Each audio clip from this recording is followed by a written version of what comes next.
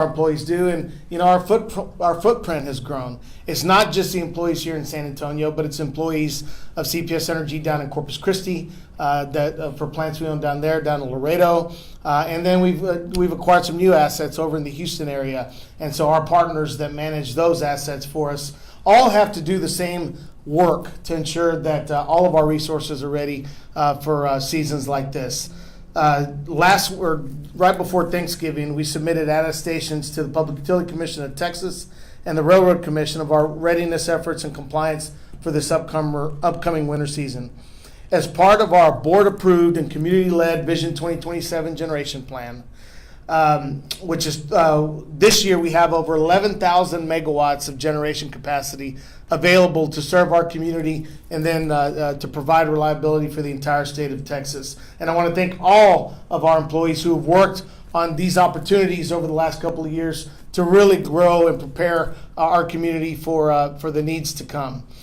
We also, as I mentioned, acquired 4 plants down in Southeast Texas that added another 1,600 megawatts this year. So we've really been proactive about the work we've done to execute to our Vision 2027 strategy. We've also installed more reclosures operating across our system for this winter season. These smart switches quickly isolate and restore power during outages caused by extreme weather. Reclosures on our distribution system are really what make our system more resilient. Resiliency is our ability to recover from a major event, and we have put in the work across our system to make sure that our system is as resilient as it can possibly be. Beyond securing more energy and installing more smart technology, we continue efforts to support tree trimming as well. During freezing rain, trees touching lines are one of the most common causes of outages as those trees weigh down, whether it's rain or ice. Those trees will come into contact with lines and cause us trouble. So for this reason, we use more drone technology today than we ever have to ensure that we're monitoring and identifying areas where tree trimming is necessary. This year alone, we're on track to inspect and trim almost 1,000 miles of vegetation encroaching into our infrastructure across the entire system. Given that this winter will also have a risk of wildfires, there's always wildfire risk when winds pick up, primarily in our northwest area of our service territory. We've done some training exercises with Bexar County Office of Emergency Management to ensure that our processes are adequate to respond accordingly. We also conduct extreme weather and load shedding drills with ERCOT to ensure that if the need arises to shed load, which is what happened back during Winter Storm Uri, that our system is prepared to handle whatever it is that ERCOT needs from us to ensure reliability across the state.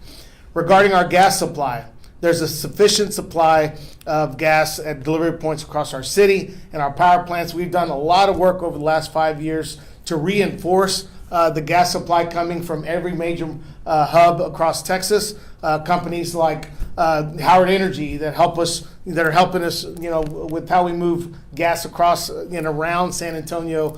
We found new partnerships to help ensure that our gas supply is as robust as it needs to be to serve a growing San Antonio.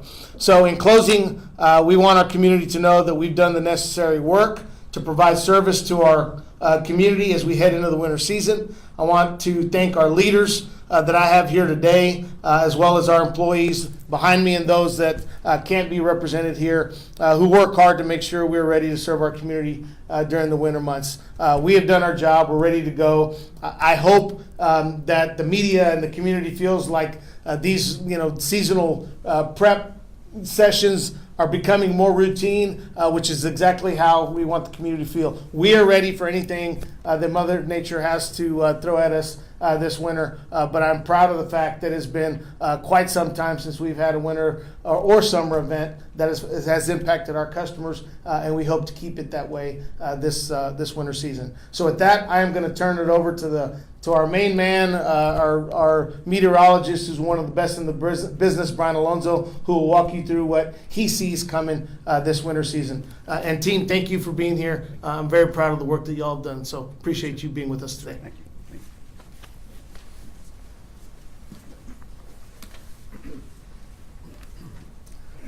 Thank you, Rudy. Good morning, everybody. Of course, today is the first day of meteorological winter, since it is December 1st, and of course we're already dealing with some cold temperatures across our area, of course by South Texas standards. So as we go through, just even talking about just this week here, looks like we'll probably get another reinforcing shot of some colder air as we head in towards the Thursday time frame, where temperatures aren't going to fluctuate all that much, seeing about a 5-degree difference as far as when low temperature to high temperatures. Looking at Thursday morning starting off right around 49 with a high temperature right around 54. So it's going to be cloudy, windy. So also it's going to be kind of one of these raw days here. So yeah, for us, winter pretty much is already here for us. But as we look at our forecast, as we go through the next 3 months here, we are already in a La Nina type pattern. Well, what is exactly La Nina? Well, La Nina is the cooling of the waters in the equatorial Pacific, and that affects how the jet stream reacts. The jet stream, pretty much during the winter months for us, stays too far to the north in the northern plains and along near Canada. So what happens is that's where storm systems travel, and that's where most of those storm systems stay. So we kind of miss out on a lot of that active weather, and as well as the cold air. However, there are times when that jet stream kind of breaks apart and kind of sends a little bit of some cold air down to South Texas, and that's what we've been experiencing as of late here. So as we look at what's going to be happening as we go through the next 3 months, right now we're looking at precipitation that's going to be below average here across our area, and temperatures are expected to stay slightly above average. Now, I know you're probably saying, well, Brian, it's cold outside. What are you talking about above average temperatures? Well, we're going to go through some periods of some warmth here, so that's what we're going to be expecting here. But as far as temperatures, what I'm looking at is we head in towards January and or February. There could be some pieces of some Arctic air that could break off and move into Texas. So that's something I'm going to keep a very close eye on, especially as we get into those months that we really have to watch out for, because some forecasts do call for some below average temperatures. And back to the precipitation here, as Rudy was just mentioning, if we really don't see rain with regularity or good rainfall across the area because of the ongoing drought, the wildfire threat will remain high here. So if we were to get fronts that come in and they're dry fronts, all they do is just increase the wind and lower that relative humidity, you're going to start to see more red flag warnings being issued by the National Weather Service. So that's something that I'm going to be watching for, especially as we go through this upcoming winter season. All right, I'm going to turn it over to Rick Arruti, our Vice President of Generation Operations. Good morning, everyone. Thank you for being here today. First, I'd like to just thank our employees here at CPS Energy. They've done a lot of great work preparing our plants for the winter run season. Without them, it doesn't happen. I'm happy to report that from a operations, maintenance, and central services perspective, we've completed all of our winter preparation activities, and our plants are ready for winter operation. We've, as we typically do, we've used the last 3 months to prepare each plant for this winter run season. This is done through inspections and work that ultimately comply with our PUC requirements, and then our ERCOT certification that's due December the 1st. Our preparation focuses on 3 things: people, process, systems, and equipment. So our people have to have what they need to be successful. We have to spend time making sure that our power plant procedures are relevant and ready for any types of events that occur during this season. And then, of course, our systems and equipment have to be ready as well. And this is where our employees and contractors and teams get together, inspect and routinely repair equipment and ensure they're ready for run. In addition, we continuously enhance our plant's readiness for winter. We do this by implementing improvements such as freeze protection upgrades on our plant systems, the use of permanent and temporary enclosures that protect systems and equipment from winter weather effects, and other things. But the point is always enhancing, always ensuring that we're doing things to up the ante in our plant's readiness.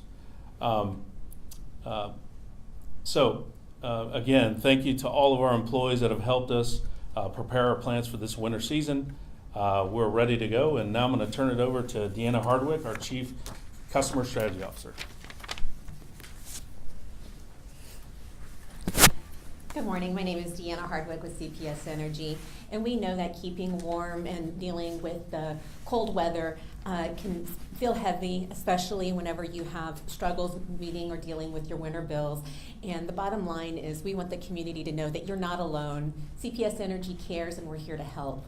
We do have a variety of resources here to help you manage your bill.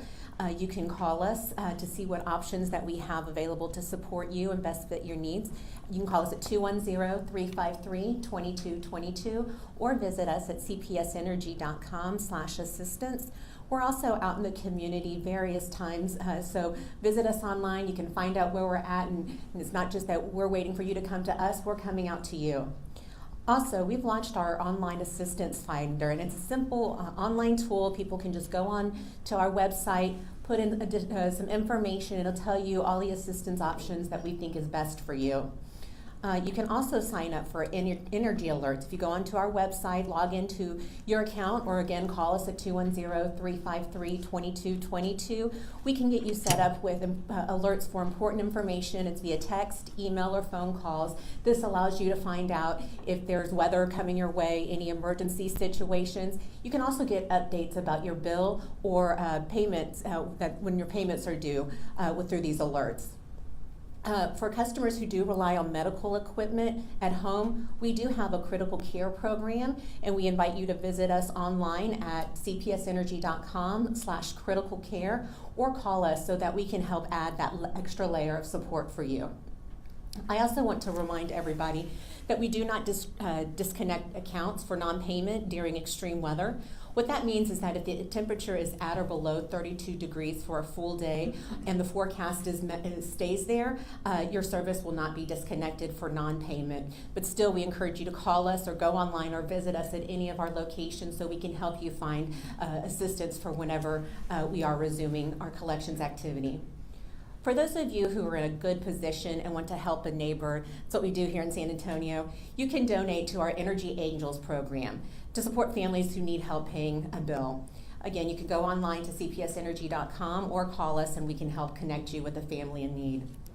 We also want to give you a heads up about a scam warning that CPS Energy will never call you demanding immediate payment or threatening disconnection. If you get a call like that, hang up and go to cpsenergy.com/scams to learn how to protect yourselves. Lastly, we know with the winter chill comes the need to use more natural gas to heat your homes. As your safety is our top priority, we ask that if you do smell gas that you call 911 or 210-353-HELP. We want to be able to check any potential issues to protect you and our community. With that, I'll turn it over to Melissa Sorolla to talk about how all of us can conserve energy and help our community stay safe this winter. Thank you, and thank you, everybody.